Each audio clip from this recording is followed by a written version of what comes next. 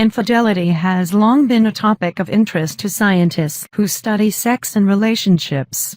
Over the years, they've uncovered a number of surprising things about who's likely to cheat, why people do it, and the effects that it can have on us and on our relationships. Here's a look at 10 of the most interesting things scientists have discovered to date on the topic of cheating. 1. Research has found that certain physical traits and characteristics are linked to infidelity. For instance, men with larger testicles and higher levels of testosterone are more likely to cheat.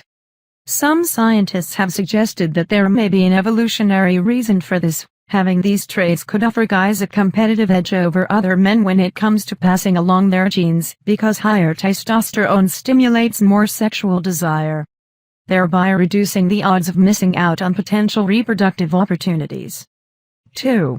Studies have found that when people in monogamous relationships cheat, most of them don't use condoms during the act. Cheating is therefore a very high-risk behavior for contracting and spreading STIS. 3. Despite the arrival of Ashley Madison and other websites designed to facilitate infidelity, the prevalence of cheating isn't any higher today than it was 20 years ago.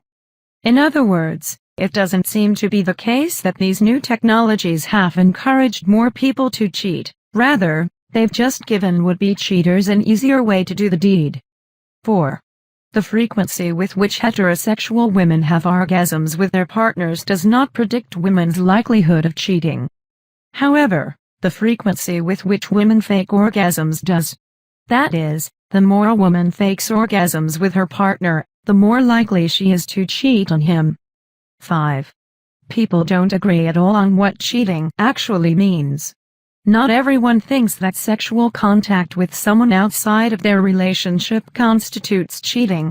In contrast, others think that just talking to another person or having dinner with them can be a form of cheating.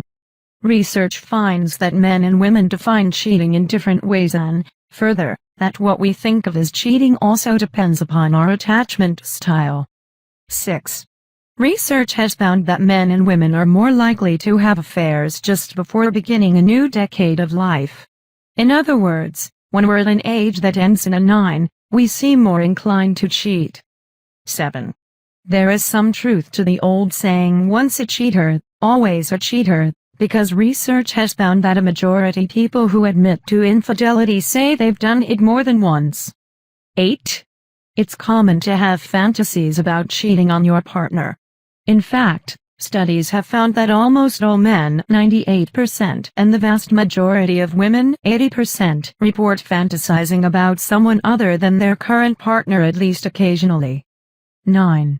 When affairs are discovered, it doesn't always mean the end of a relationship or marriage. In fact, studies have found that some relationships actually emerge stronger from such revelations than they were before. 10. The risk of having a heart attack during sex is very low. However, research has found that when heart attacks do occur during sex, they're more likely to happen to men when they're cheating compared to when they're having sex with a spouse. Why? Some scientists have argued that cheating induces psychological distress, for example, by creating feelings of guilt, anxiety, or stress that, in turn, can have a negative effect on cardiovascular function.